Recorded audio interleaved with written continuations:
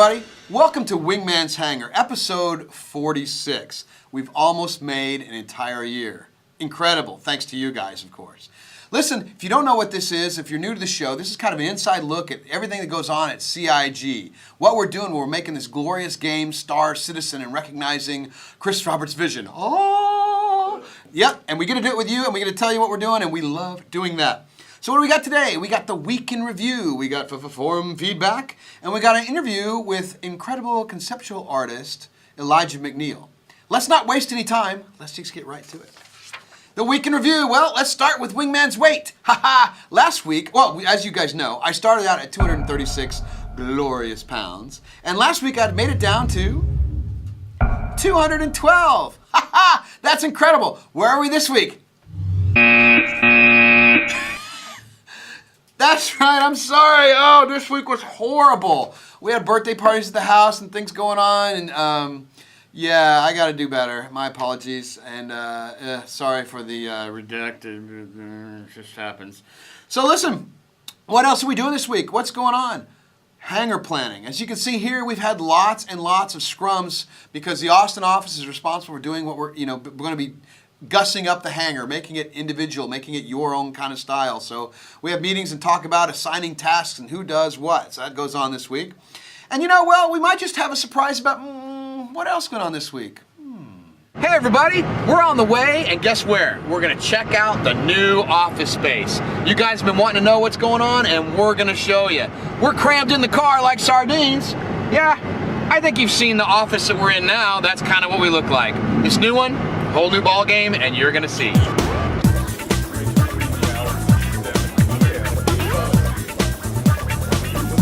See the long hallway here. All the office people can take a look at. This is what a typical office looks like. These cubes here in the middle, we're taking the cubes out. All these cubes are going away, so we're gonna open this space up quite a bit. See the conference room comes with it, with a big whiteboard. We'll be able to have our stand-ups in here. Multiple conference rooms. Oh my God, Jason, you may be able to have your own conference room. Very cool.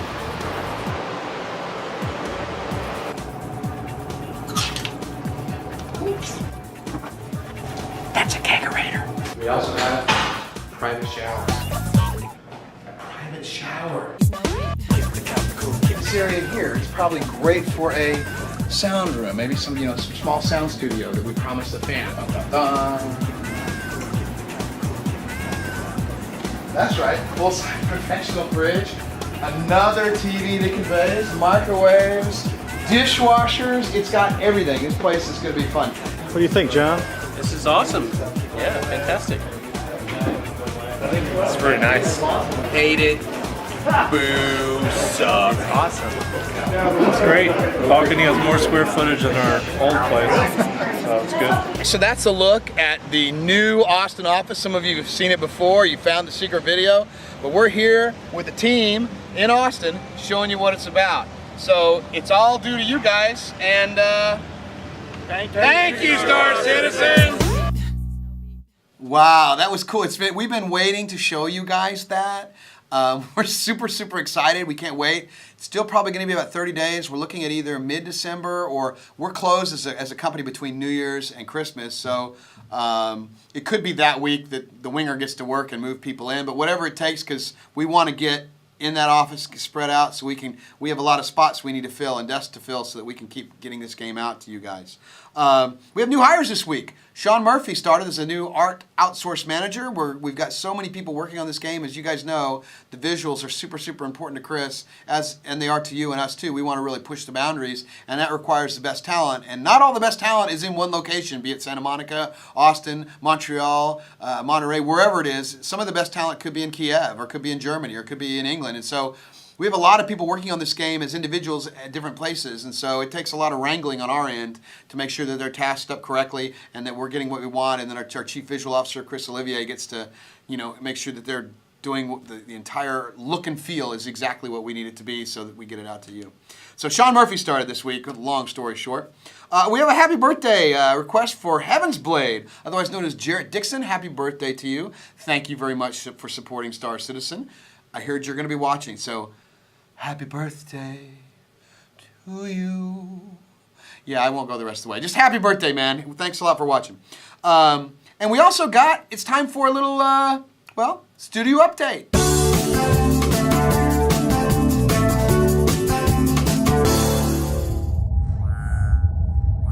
Hey everyone, quick update from the web team at Turbulent. We're back from CitizenCon where we got the chance to meet a lot of you and present our first initial designs for the organization subsystem. We've been really grateful with all the feedback that we've received. I know that you guys are very passionate about this, and we are very passionate about getting those features out. The way we're tackling this is that we've split the functionalities into code drops that we'll be releasing sequentially. Right now, the team is hard at work at building the first drop, which will allow you to create your organization and recruit your members. If we're lucky, this first drop will include XMPP Guild Chat, hopefully. And then after that, we're going to be releasing builds at a regular, more or less fixed rate of new features in the organization subsystem. Also at work is the store revamp. Most of the wireframes and designs are in place right now. Most of them are approved. We have new pages, ship pages for all the ship variants in place. Many statistics that will be included in there. We're working on visualization of the ship chassis themselves directly on the store.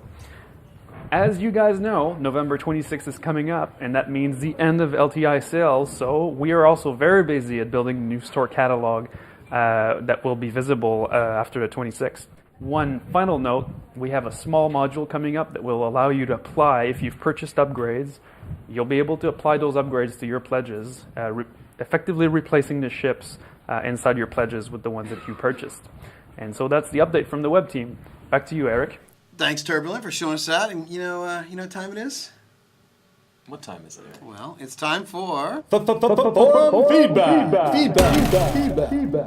The heck was that? Who knows? Well, it's time for forum feedback, so let's get right to it, shall we? From Zentit, how would you say that? T-Z-E-E-N-T? Zinch. Zinch. In the upcoming dogfight module, will players only use the ships they pledged for, or will we be able to use all ships? Now, we chose this question on purpose. Why? Because we're not going to answer it. Yes, because we're not going to answer it. Because when we mentioned last week that some questions require a higher power. This is an example of one of those questions, and I believe there'll be some information about that soon from that source. Yeah. And so, just wanted to get that out there that we would love to answer that, but some things, well, they need to come from the hand of Roberts. So that'll be coming up. From Makesor. And the carbon molecule's connected to the oxygen, and the oxygen's connected to the... Hold on a minute. I think I've done it. I've created a completely combustible form of C12H22O11, an engine run entirely on table sugar. Eureka! I think I'll call it the Makesorian effect. Oh, Wingman, I just made a brilliant discovery. Speaking of discoveries, I've been thinking. Space is a very scientific venture. I'm sure we can both agree on that. But can we expect to see changes made based on the discoveries that other of its citizens have made? Say somebody ventures into an unexplored solar system and they find there a new alloy. Will we see inventions made by ship production facilities and gun manufacturing plants based on this new alloy, which, if left undiscovered, wouldn't have been invented? That'd be amazing. Oh, science at its finest. Yeah, that was a cool video. Sugar, huh? He's actually, yeah, I know, right? He sent 3 videos in, and they're all pretty good, but we chose that one this week because it's pretty cool, so. Yeah, one of the things we've talked about during economy discussions is actually using discoveries made by players to enhance existing technology, maybe for small runs, or even to create new technology. So yeah, there will be changes based on what players do. Yeah, and Chris has been very clear about having the lore and things that go on in the universe affect the universe, and so. That's one of those ways that can happen, and it's going to be evolving over the course. Hopefully, this game's going for 20, 30 years, and it's, and we end up losing all of your hair. And I look like Jabba the Hutt, yeah. By the time that's out, Wingman's weight broken 4 scales this week. Right. All right, from Caliburn, he says, will the weapons used in first-person shooting shipboarding also be split between projectile and energy-firing weapons? Will the ones that fire bullets have finite ammunition? And where would all that ammo be stored? Good question. So yeah, I mean, the weapons, think of them as scaled down versions of the ship weapons. Same technologies, in maybe some slightly different forms as well, but so it's not going to be the infinite ammo sort of thing that you expect from some shooter type games. You'll have to carry it on your person, so maybe you'll have, like, you know, pockets where you have ammo clips or something like that, but you'll have to have clips to recharge them. Now, that doesn't. What about energy weapons? Energy weapons don't fire forever either. They have batteries of some sort That's that you true. have to also recharge. Yeah, that's a good point. Well, there you go. So we answer both of those. From Hasselhob, he says, how will players fly from planet to planet? Will we just fly from planet to planet on our own, or will there be cutscenes similar to landing on a planet? That is a lot of planets in that. The word planet occurred a lot in that That was 5 planets. Yeah. So how are you going to fly from planet to planet, and will there be cutscenes? Okay, it's not going to be a cutscene in the sense of the landing, what they're talking about there. Well, what we're talking about is there's 2 modes of transportation, of course. You can either just fly it manually, so all those explorers out there who want to just go spend an hour or two just chugging from one planet to another, we can allow that. Maybe searching asteroid fields Exactly. or you know, derelict junkyards or whatever's out there, right? Exactly. Right. But for the players who are in a hurry to get from point A to point B, we are going to have, if you think about autopilot, for instance, from the old Wing Commander games, or any of those games, there is a way of traveling faster, and basically what it does is it unhooks the controls that keep your ship from going too fast, because the maneuvers would injure you, and lets you go in a straight line much faster. So that's how autopilot would work. So you could get up and walk around your ship and look out the windows while you're fast traveling. Like a real cruise control. Like, sort of, yeah, like a really, really awesome cruise control. If I had a cruise control like that on my car, you'd never see me again. Yeah, people would be much safer. No. From Hein Van Dane. Hi Wingman, this is Exec from Berlin. I have a question about the asteroid hangar. Will the asteroid hangar only be for pirates or also for legal citizens? That's a good question. It's an excellent question. Yeah. And let's think of it this way. Asteroids don't just occur in piratey space. There are asteroids all over the place. So there will be, notice we don't call it the pirate hangar. We call it the asteroid hangar because it is available to anyone who wants to be hanging out in an asteroid. That's pretty cool. So, you know, there'll probably be various versions of that too, not just like one big, every asteroid looks the same kind of thing, right? There might be a pirate's den someday. Who knows? All right, from Blazer. Can my spaceship get really dirty, or will it be automatically cleaned after I've landed on a planet? It just tells a story, like the scratch was the friggin' Vandul Sith, who almost got me in the asteroid field. I know, but I had to say Sith. I know it's Sith. He drives him crazy. So, well, he's got a point, though. You kind of want those scars of battle. Is that going to be there? And Yeah, actually, I just had a conversation with some of the programmers this week about this specific topic, and they were discussing the fact that we can actually allow battle damage to accumulate over time, and they can sort of bake it onto the ship so it stays there, so you can see the history of your fights if you don't go and get it, buffed out. that's pretty cool. I mean, people want, you want that Firefly experience, where bits and pieces are popping off at times. What was that? That kind of thing. From Cat Bill. How will information and warning work in Star Citizen? Will it just be automatically populate your radar with solid contacts, or will it be more interpretive like in real life? That's a good question. So INW, of course, is referring to radar and detection. Yeah, essentially. information warning. Yep, right, exactly. Yeah. So what we're intending for the radar to do is it's not just a on or off thing. There are levels of noise and things, and we're refining some of the smaller details of it. But what you're eventually going to see is that you will have a fuzzy image maybe if somebody's too far away or too small or whatever. And then as they get close enough for your particular radar, and you can buy higher powered ones if you want them, then you will see a clearer image and be able to see exactly what you're facing. Cool. All right, from Nimitz. He says, Wingman, tell us more about Little Wingman's soccer drive. Is it nearing the end? And I'd really like us to beat even more records. Well, that's really cool. Soccer Drive is ending very well, and thanks to you guys, he is the #1 crowdfunder on the site of all time. It's so much so that the president of the club was like, what the heck's going on? I mean, who knew putting in the signature, you guys would pick it up. Thank you very much. He's very excited, and the people in the charity are very excited, and it's all. You're a very generous community. You support us at every turn, and we really, really appreciate that. Thank you. And I know that Six Wing appreciates that as well. So this question comes in from Jarman. Wingman, actually just got my Oculus Rift development kit in the mail.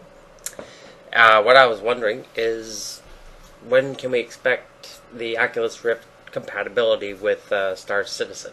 That is a great question. People have been asking about that a lot. Quite a bit, yes. You know, how should we answer that? I know. Nose cam! Yeah!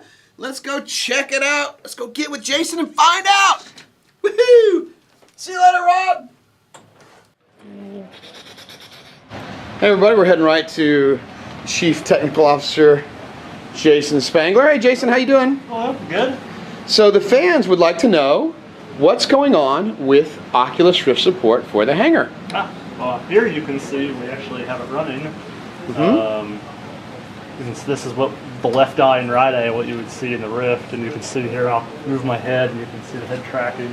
Right, cool. Right now we're doing some camera unification to make it so the first person camera, when you're walking around, and the first person camera when you're in like a vehicle seat, are unified, so when you look around while you're in a vehicle seat, it will work like this. So we've got it kind of working, but it's not completely working yet. We're not to a point where we want to release it. Yeah, there's still a head tracking fix and a few other engine fixes we'd like to do. So the fans will be seeing this at some point in the future, not too far away, right? Right. Cool. Well, listen, thank you very much for your time, and look at that, guys. Take a look. Jason gets 3 monitors. Thanks, Jason. See ya. Bye, guys.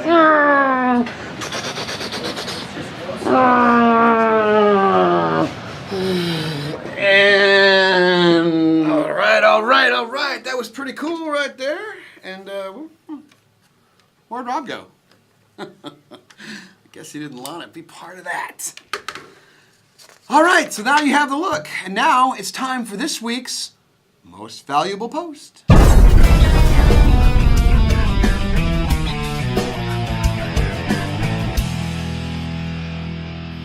Hi, this is Michael Morlan sitting in for Ben the Hammer Lesnick this week, and here to present the Most Valuable Post. This week's MVP goes to Hawke for his thread, Star Citizen Support Group. Now, if you've not been entirely honest about how much you've pledged to this incredible game, perhaps this is the thread for you. Hawke invites everybody to start their contribution to the thread with, "Hello, my name is," and the rest is up to you.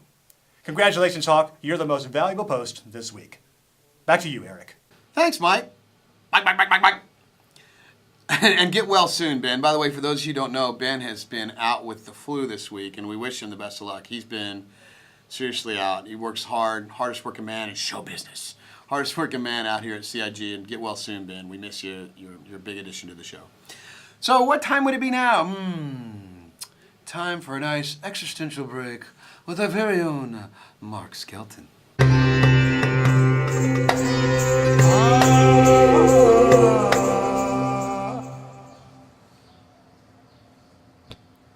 What if Jesse's girl is Stacy's mom?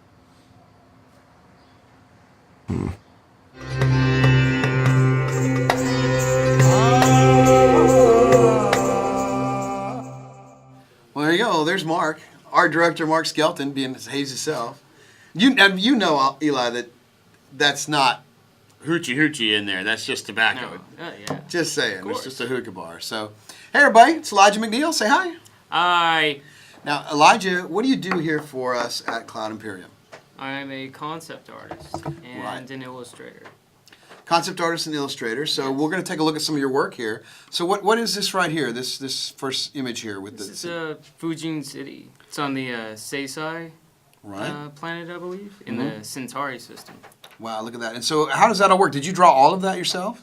A lot of it is drawn, there's some photo texturing that's used to further enhance the painting. But Right. it starts off as a sketch, moves into colors, or sometimes I'll just start with rough colors, really quick and block out shape. And so, and like you do a lot of different stuff here that you know, you don't just concept cityscapes and stuff, but like here we have an interior shot of, you know, like the hangar or a room and stuff, and then landing area. It looks like, ooh, what's that right there? Yeah, this one was actually the first concept for the asteroid hangar, Mm-hmm. but I'm guessing design passed on it because it wasn't exactly as modular as they were looking for. Right. It's very important for us to be able to scale these things because people out there have lots of ships. Yeah. Cool. And then, and there's the asteroid hangar right now, right? Yep, that's the current version. Right. There's still some modifications being made, but this is pretty much what it looks like as far as concept goes. Awesome. Now, what happens? Tell the fans what happens and how does it work? We take a concept that you've done, and do you get direction on the concept, or where does it come from? Well, it always depends. Sometimes it's different. Sometimes I'll be asked to just do something for either jump point, which is also concept/illustration sometimes. Except for maybe the painting of the constellation. I did Ryan Church design the constellation, but I did a nice mood painting for a story. With concept, the way it usually works is that I either get a brief or they'll say, all right, well, we have these hangars. And that was actually my second task being here, was taking care of the hangars. And so I oversaw those visually. I would check in with Chris to see what he thought about them. And it would go back and forth. But usually it was just... all right, here's this wall, here's this area, and then filling in all these blanks. And so I kind of had most of the direction of it, but Chris O is visual director, so he had final say. Right, so a lot of the visual direction comes between the team. You guys all work together to get it right, and then you just go out and create it. Now, do you have influences out there? I mean, because like a lot of band people have, you know, famous influences in music and stuff. Do you have influences in art? Are there anybody that you really... Yeah, well, the masters, of course, like Da Vinci and Bernini and Michelangelo. But I'd say like modern influences are a little bit of Ryan Church. He's really good. I mean, amazingly good. And Stefan Martinier is another one, famous guy. Aaron Beck, who's did work on Elysium, Ben Morrow, a lot of these guys who are doing some really hot stuff right now. Right. I look to them for some inspiration. Now, you were in the military. You came to this. Did you come directly from the military to here? Or? No, I've been out of the military for several years. Okay. After I got out of the military, I went to school to learn 3D animation and modeling. But I wanted to be a concept artist, so I would just work on my stuff in off hours outside of school, and eventually I got to a point where they started allowing me to do it as my homework for other classes instead. Oh, that's cool. So what branch of the military were you in? Navy. Navy, and what did you do for them? I was a welder, a structural engineer, so I spent most of my time plotting and planning, welding, pipe fitting. I was also on boarding party. I was on the fire party because when you're a HT, which is my rating, you're part of repair division. Right. So repair division has to be the flying squad. So we're responsible for riot control, hazmat response, flooding and fire response. Cool. Situations like that. Well, you know, we have a lot of military people out there that We follow the show and follow the game, and it's really important that we know that. So we have military folks here. Yeah. So you study the arts. What do you do in your off time, or is this mostly? Or are you just totally immersed with art? Oh, this is what I do. I love it. Do it all the time. I'm actually taking a 3D sculpting class right now with a master artist.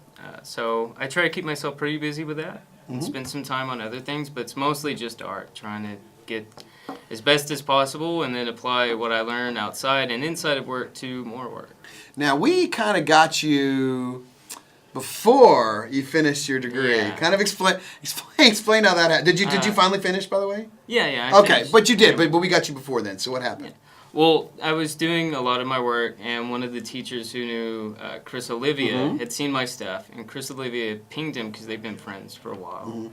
And he said, do you have any 3D modelers? And my friend Vince said, no, I don't know any 3D modelers, but I do know a guy who's doing concept, and he knew that we were in sort of the pre-production, production thing that we've got going on. Yeah, exactly.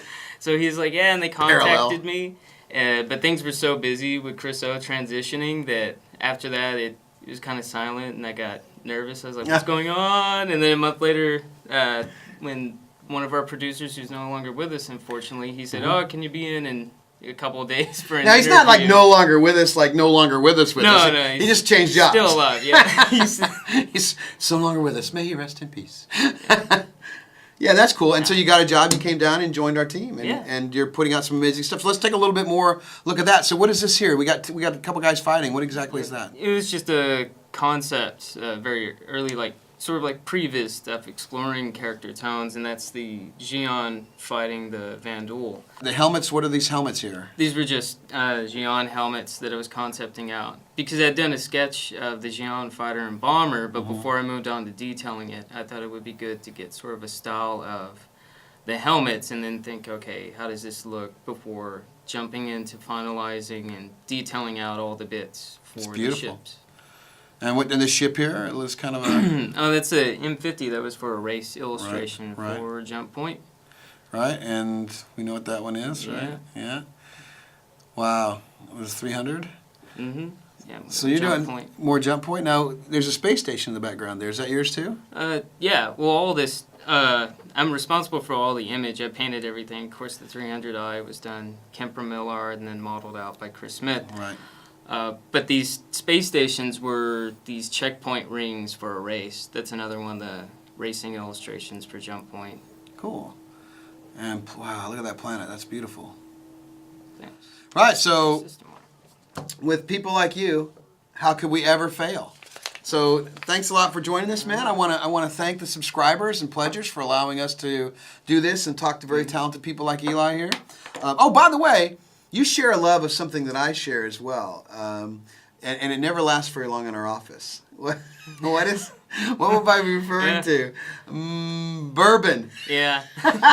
Whenever there's a bottle of bourbon around, it doesn't seem to last very long in our No, office. it doesn't. There's a lot of people here that enjoy that. So I just found that funny because Eli and I always, Friday afternoon, 6 o'clock, we'll grab a little bourbon on the rocks. So I want to thank again subscribers and pleasures for joining us. Thanks especially to subscribers for allowing this to happen. Without you, there is no us. Without the pledgers, there's all of you guys, there's no game out there. And so I know on behalf of Chris and everybody else, we're very excited about that.